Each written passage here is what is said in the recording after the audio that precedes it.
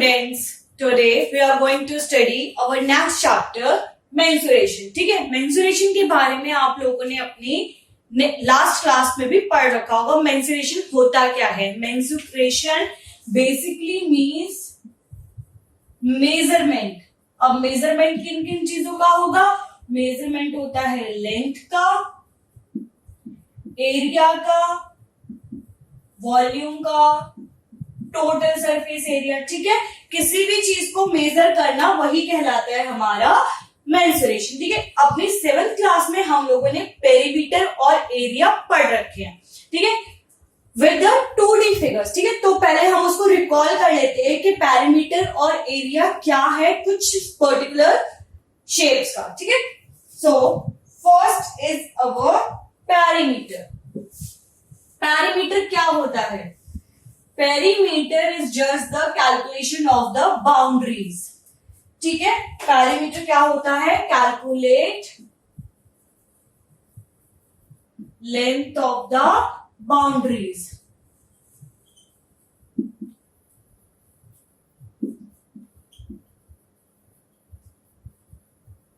Suppose मेरे पास कोई एक ये फिगर है, सपोज रेक्टेंगल है. ठीक है, तो जो इसकी ये बाउंड्रीज हैं इनको जब मैं कैलकुलेट करूंगी तो वो मेरा किसके अंदर कैलकुलेट होगा? वो मेरा होगा पेरीमीटर के अंदर.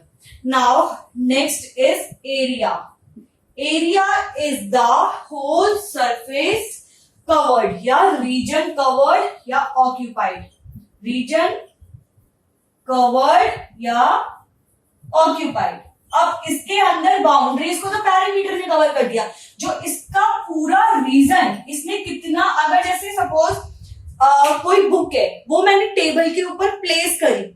ठीक है, तो जितना एरिया वो कवर करेगी वही हम उससे फाइंड आउट करते हैं एरिया. उसको कुछ स्पेस चाहिए बुक को प्लेस करने के लिए मुझे टेबल पर, जिसने कुछ एरिया लिया होगा, वही होता है हमारा एरिया, रीजन कवर्ड और ऑक्यूपाइड.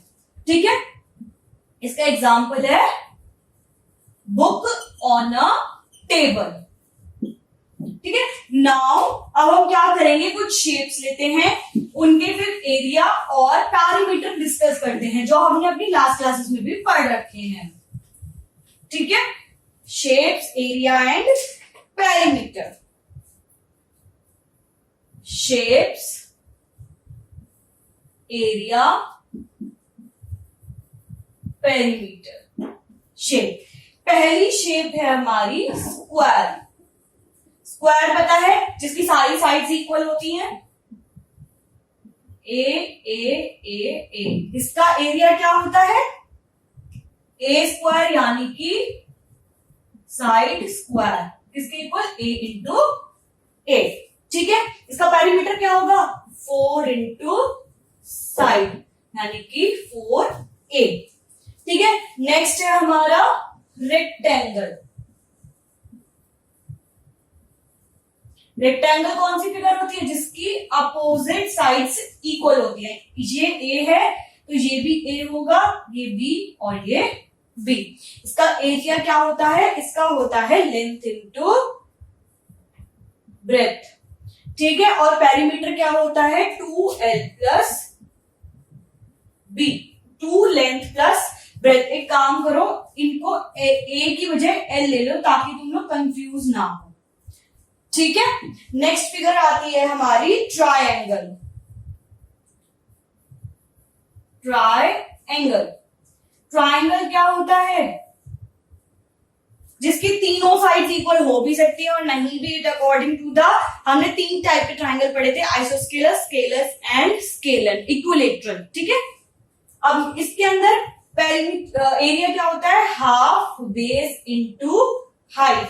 तो इसके अंदर बेस कौन सा होगा? ये रहा हमारा बेस. और हाइट क्या होगी? जब मैं यहां से एक लाइन ड्रॉ करूंगी जो परपेंडिकुलर होगी, ये होती है हमारी हाइट. और इसका पेरीमीटर क्या होगा? पेरीमीटर होता है side 1 plus side 2 plus side 3. It's sum of all sides. ये हमारे ट्राइंगल का पेरीमीटर, क्योंकि ट्राइंगल जो पेरीमीटर होता है उसके अंदर सिर्फ हम बाउंड्रीज को कवर करते हैं. ठीक है, अब जो हमारी नेक्स्ट फिगर है वो है हमारा सर्कल. नेक्स्ट फिगर क्या है? It is circle. Circle. Circle क्या होता है? जिसकी तीनों साइड्स इक्वल होती है. इजे ए है तो ये भी और ये बी. इसका एरिया क्या होता है? Half base into height. तो इसके अंदर बेस कौन सा होगा? ये रहा हमारा बेस. और हाइट क्या होगी? जब मैं यहां से एक लाइन ड्रॉ करूंगी जो परपेंडिकुलर होगी, ये होती है हमारी हाइट. और इसका पेरीमीटर क्या होगा? पेरीमीटर होता है side 1 plus side 2 plus side 3. It's sum of all sides. ये हमारे ट्राइंगल का पेरीमीटर, क्योंकि ट्राइंगल जो पेरीमीटर होता है उसके अंदर सिर्फ हम बाउंड्रीज को कवर करते हैं. ठीक है, अब जो हमारी नेक्स्ट फिगर है वो है हमारा सर्कल. नेक्स्ट फिगर क्या है? It is circle. चलिए देखते हैं। सर्कल के अंदर क्या होता है, एक सेंटर होता है और एक रेडियस होता है, ठीक है। तो इसका वो क्या होगा, एरिया, इसका एरिया होता है पाई आर स्क्वायर, ठीक है। और पेरीमीटर क्या होता है, 2 पाई आर। अब ये पाई क्या होता है, पाई हमारी एक पाई की वैल्यू या तो 22/7 होती है या 3.14 होती है। It's according to the question, आपको देखना होगा कि उसने कौन सी वैल्यू आपसे मांगी है फॉर पाई, ठीक है। Now our next is parallelogram. Parallelogram कौन सा होता है, parallelogram is the one who has opposite sides equal and parallel, ठीक है। तो इसका एरिया क्या होगा, it's area is base into height. अब बेस क्या होगा पैरेललोग्राम के अंदर, वो ये होता है, और हाइट होती है जो यहां से ड्रॉ की जाती है, ठीक है। ये हमारे पैरेललोग्राम का है। अब पैरेललोग्राम का पेरीमीटर क्या होगा, twice of S plus B, side plus base, ये होता है हमारे पैरेललोग्राम का perimeter. Now we are going to study some quadrilaterals. Quadrilaterals के बारे में पढ़ते हैं। अब क्वाड्रिलेटर आप लोगों को पता है क्या होता है, क्वाड्रिलेटर एक ऐसी फिगर होती है जिसके अंदर 4 साइड से मिलकर वो बनती है, ठीक है। ये भी हम लोगों ने पढ़ रखा है। तो देखते हैं उनके एरिया वगैरह हम पढ़ेंगे अब इसके अंदर क्वाड्रिलेटर के ऊपर बेस्ड। पहला क्वाड्रिलेटरल है हमारा ट्रेपीजियम। पहला क्वाड्रिलेटरल है हमारा ट्रेपीजियम। ट्रेपीजियम क्या होता है, one pair of whose opposite side is parallel, ठीक है। जिसका वन पेयर जो होता है वो पैरेलल होता है। अब देखो, अगर मैं इसको एक्सटेंड करूंगी तो एट सम पॉइंट ये वाली तो साइड मीट कर जाएगी, लेकिन पर अगर मैं इसको एक्सटेंड करती हूँ तो ये कहीं भी मीट नहीं करेगी, ठीक है। तो इसीलिए ये एक ट्रेपीजियम है जिसका एक पेयर जो है पैरेलल है, वन पेयर इज पैरेलल, ठीक है। ये प्रॉपर्टी है एक ट्रेपीजियम की, ठीक है। अब इसका एरिया क्या होगा, इट्स एरिया, इसको साइड ए ले लो, इसको बी ले लो, यहां से हाइट ले लो, ठीक है। इसका एरिया होता है हाफ ए प्लस बी इंटू एच। ए और बी क्या है हमारी, ए और बी हमारी है साइड, ठीक है। ट्रेपीजियम क्लियर हो गया। Now our next is, next देखते हैं नेक्स्ट क्या होता है। नेक्स्ट है हमारा रोम्बस। सॉरी, ये बी जो है यहाँ पे बेस है, नॉट साइड, ठीक है। अब आता है हमारा रोम्बस। ये पहला था हमारा क्वाड्रिलेटर, ये दूसरा रोम्बस क्या होता है, ऑल साइड्स आर इक्वल, जिसकी सारी साइड्स इक्वल होती हैं और डायगोनल्स जो है आपस में परपेंडिकुलरली बाइसेक्ट करते हैं, ठीक है। ये होता है हमारा रोम्बस। इसको तो मैंने ले लिया D1, और ये जो है मेरा D1 है और ये है मेरा D2, ठीक है। Rhombus, all sides are equal and diagonals bisect, diagonal bisect perpendicular, ठीक है। क्लियर हो गया। अब इसका एरिया देखते हैं। इसका एरिया क्या होता है, हाफ D1 इंटू D2, ठीक है। समझ आ गई, half D1 into D2, diagonal 1 and diagonal 2, क्योंकि आपस में परपेंडिकुलरली बाइसेक्ट कर रहे हैं। ये दोनों हमारे हैं type of quadrilateral, special type, ठीक है। अब क्या आता है हमारा नेक्स्ट जो आता है, वो आता है हमारा जनरल क्वाड्रिलेटर। कि आपको सिर्फ बोल दिया क्वेश्चन में, सपोज कि you have to find out the area of a quadrilateral, उसके डायमेंशंस दे रखे हैं, लेकिन पर आपको ये नहीं पता कि वो एक रोम्बस है या एक पैरेललोग्राम है, रेक्टेंगल है, स्क्वायर है, क्या है, ये आपको नहीं पता। तो उसको आप कैसे फाइंड आउट करोगे, उसके लिए हमारे पास एक फॉर्मूला है। देखते हैं क्या है फॉर्मूला। General quadrilateral. आपसे वो क्या करेगा, क्वेश्चन में डायरेक्ट बस इतना बोल देगा कि find the area of the quadrilateral, ठीक है। उसे मेंशन ही नहीं करा कि स्क्वायर है, रेक्टेंगल है या फिर रोम्बस है, पेंडोग्राम है। अगर रोम्बस, रेक्टेंगल, स्क्वायर कुछ अगर मेंशन करेगा तो आप डायरेक्ट उसी के फॉर्मूले लगाओगे। अगर उसे मेंशन ही नहीं किया तो हम कैसे बताएंगे कि हम कैसे एरिया फाइंड आउट करेंगे, ठीक है। उसके लिए तो हमने एक स्पेशल फॉर्मूला है, देखते हैं। पहले मैं एक क्वाड्रिलेटरल ड्रॉ कर देती हूँ। सपोज मैंने समथिंग लाइक ट्रेपीजियम के फॉर्म पे ड्रॉ कर दिया, ठीक है। इसको नाम दे दिया ए, बी, सी और डी, ठीक है। अब इसमें हम करेंगे क्या, इसमें हम क्या करते हैं, इसको 2 ट्राइंगल्स में डिवाइड कर देते हैं, ठीक है। एसी को मैंने ज्वाइन कर दिया। ट्राइंगल का तो हमारा एक ही फॉर्मूला होता है, वो हमें पता है, ठीक है। इसलिए मैंने क्या करा, इसको 2 ट्राइंगल्स में डिवाइड कर दिया। यहां से एक परपेंडिकुलर डाला और यहां से एक परपेंडिकुलर डाला, ठीक है। इसको मैंने नाम दे दिया H1 और इसको नाम दे दिया H2। ये हाइट का काम करेंगे with the triangle. So area of triangle DCA क्या होगा, ये होगा हाफ बेस इंटू हाइट, यही होता है। यहां पे बेस क्या होगा, बेस मैंने ले लिया AC, ठीक है। तो half AC into H1। ADC के लिए क्या है हमारी हाइट, H1 है। Now area of triangle ABC again क्या होगा, हाफ बेस इंटू हाइट। यहां पे अगेन बेस क्या है, बेस हमारा सेम है AC और हाइट हमारी क्या होगी H2 for triangle ABC। Height हमारी क्या है, H2 है, ठीक है। अब हमें क्या करना है, पूरे क्वाड्रिलेटरल का निकालना है। पूरे क्वाड्रिलेटरल का आप कैसे निकाल सकते हो, पूरे क्वाड्रिलेटरल का निकालने के लिए हम इन दोनों को ऐड कर देते हैं। एरिया ऑफ क्वाड्रिलेटरल ABCD कैसे निकालोगे, area of triangle DCA plus area of triangle ABC, ठीक है। अब एरिया ऑफ ट्राइंगल DCA क्या है, half AC into H1 plus half AC into H2। अब इसके अंदर कॉमन क्या क्या है, कॉमन है हमारे पास हाफ AC, ठीक है। और H1 और H2 हमारा ब्रैकेट के अंदर होगा, जो हमारी डिफरेंट हाइट्स है। तो AC क्या है हमारा, AC है हमारा डायगोनल। तो फॉर्मूला बन गया हाफ DH1 प्लस H2, ठीक है, where D is a diagonal, ठीक है। This is the formula for any quadrilateral. अगर आपको गिवन नहीं है कि वो रेक्टेंगल है, स्क्वायर है, पैरेललोग्राम है, क्या है, ठीक है। तो इस फॉर्मूले से आप इजीली इसको कैलकुलेट कर सकते हो। Okay, now moving towards our next topic is for solid shapes. Solid shapes तो हमने पढ़ ली अपने लास्ट चैप्टर में, कौन कौन सी थी, क्यूब, क्यूबॉइड, है ना, ये सब थी।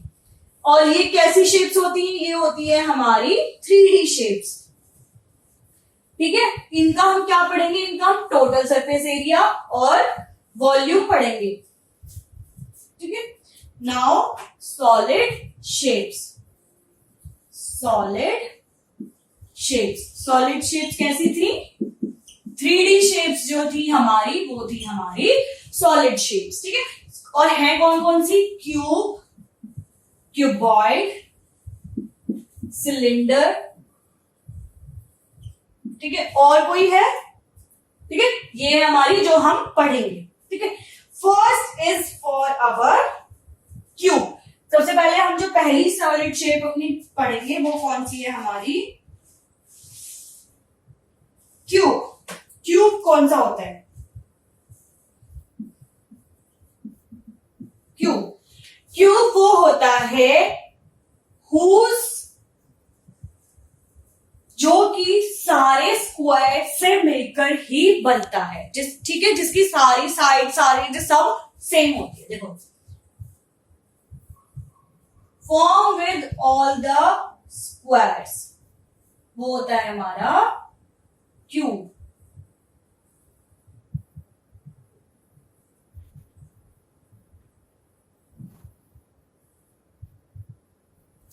ठीक है, and all the sides are equal, form with square, all sides and edges are equal। ठीक है, ये होता है हमारा क्यूब। अब इसका सरफेस एरिया क्या होगा? Total surface area. अब ये टोटल सरफेस एरिया है क्या?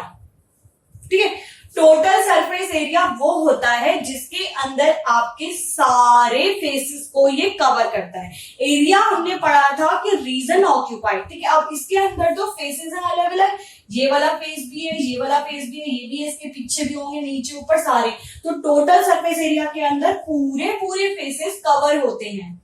ठीक है, जब हम सिर्फ एक एरिया की बात करते थे तो हम सिर्फ 2 डायमेंशनल फिगर पे जाते थे। तो 2 डायमेंशनल फिगर के अंदर सिर्फ जो आपका फर्स्ट एरिया होता है, प्लेन शेप्स होती है, उनका कवर होता है। बट ये तो 3D ऑब्जेक्ट्स हैं, तो 3D ऑब्जेक्ट्स में सारे एरिया को जब आप कवर करोगे उसको हम बोलते हैं टोटल सरफेस एरिया। तो क्यूब के लिए फॉर्मूला क्या हो गया? 6 साइड स्क्वायर। ठीक है, इसके 6 फेसेस होते हैं और सारी साइड इक्वल होती है, तो इसलिए इसका फॉर्मूला है 6 साइड स्क्वायर। इसके बाद आता है हमारा लेटरल सरफेस एरिया। ठीक है, लेटरल सरफेस एरिया क्या होता है? लेटरल सरफेस एरिया ये क्या है? लेटरल सरफेस एरिया एक वो एरिया है जिसके अंदर हम टॉप और बॉटम को मेंशन नहीं करते। ठीक है, जब आप इसका एरिया निकालोगे ना, सपोज ये डस्टर है, ठीक है, अब इसके अंदर फेसेस कितने? 1 2 3 4 5 6।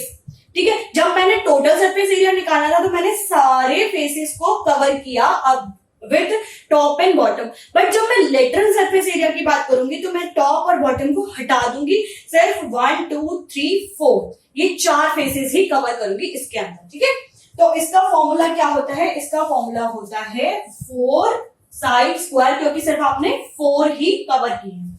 उसके बाद आता है हमारा volume of a cube. Volume होता है साइड क्यूब। ठीक है, वॉल्यूम होता है कि इसने कितना स्पेस ऑक्यूपाई किया होगा, पूरा उसके अंदर कितना आप डाल सकते हो। सपोज एक ग्लास लिया मैंने, उसके अंदर वाटर डाला, तो जो ग्लास का एरिया होगा वो अलग होगा, पानी डालने के बाद उसका वो वॉल्यूम होता है। ठीक है, now our next is cuboid. जो नेक्स्ट हम पढ़ेंगे वो है हमारी क्यूबॉइड।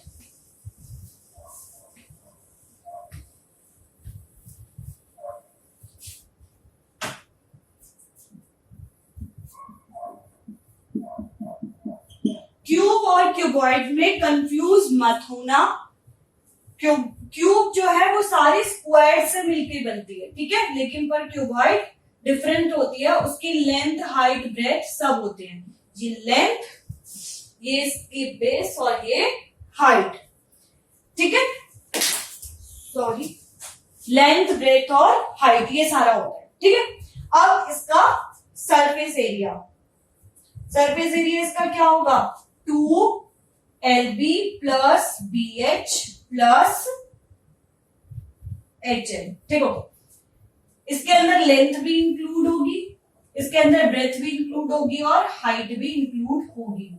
अगर आप पहले ये वाला उठाओगे तो लेंथ और ब्रेथ आएगी, ये वाला उठाओगे तो ब्रेथ और हाइट आएगी, दूसरा कोई पीछे से उठाओगे तो उसके अंदर लेंथ और हाइट आ जाएगी।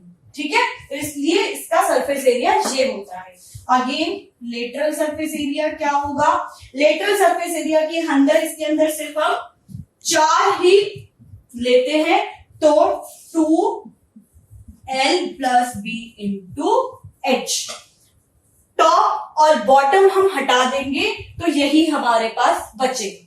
इसके बाद आता है हमारा वॉल्यूम। वॉल्यूम क्या होगा? L into B into H। तीनों को हम आपस के अंदर मल्टीप्लाई कर देंगे, उससे हमारा इस क्यूबॉइड का वॉल्यूम निकल के आ जाएगा। ठीक है, क्लियर हो गया कि surface area, lateral surface area, volume हम क्यूबॉइड का किस तरीके से निकालते हैं। Now our next figure is cylinder.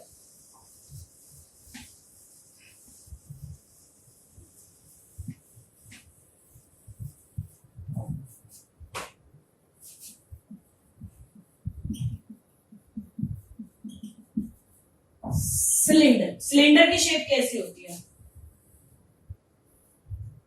ये होता है हमारा सिलेंडर। इसके अंदर दो तो सर्कल और एक ये है फॉर्म। ठीक है, अब इसका हमें सर्कल है तो इसके कुछ रेडियस भी होते होंगे। ठीक है, दोनों के रेडियस जो है वो इक्वल होंगे और ये जो होती है इन दोनों को ज्वाइन करके ये कुछ हाइट होती है। ठीक है, अब इसका हम क्या करते हैं, पहले हम इसका देखेंगे सरफेस एरिया के सिलेंडर का सरफेस एरिया क्या है। सरफेस एरिया मैंने बताया था पूरा कवर करता है ऊपर नीचे, तो इसके लिए कुछ अलग होगा, इसके लिए अलग होगा। तो जो सिर्फ बीच वाला पोर्शन है ना, रेक्टेंगल, जो देखो सर्कल जो होता है ये है हमारा सिलेंडर। ठीक है, ये जो हमारा सिलेंडर है ये वाला पोर्शन है, इसका एरिया अलग होगा और इन दोनों सर्कल्स का अलग होगा। ठीक है, तो पहले हम इसका लिख रहे हैं। इसके अंदर क्या क्या है, इसके अंदर कुछ तो रेडियस और हाइट है, तो 2 पाई आर एच है। ठीक है, अब सर्कल का क्या है, 2 पाई आर स्क्वायर। ठीक है, ये है हमारा सर्कल। ठीक है, ये हमारा सर्कल का एरिया है। अब इसके अंदर से कॉमन क्या निकाल सकते हो, 2 पाई आर कॉमन निकाल लिया हमने, तो ये आ गया h प्लस आर। ठीक है, और इसको ऐसे भी लिख सकते हो 2 पाई आर प्लस h, किसी भी तरीके से आप लिख सकते हो। This is the surface area for the cylinder. ठीक है, अब आता है हमारा लेटरल सरफेस एरिया।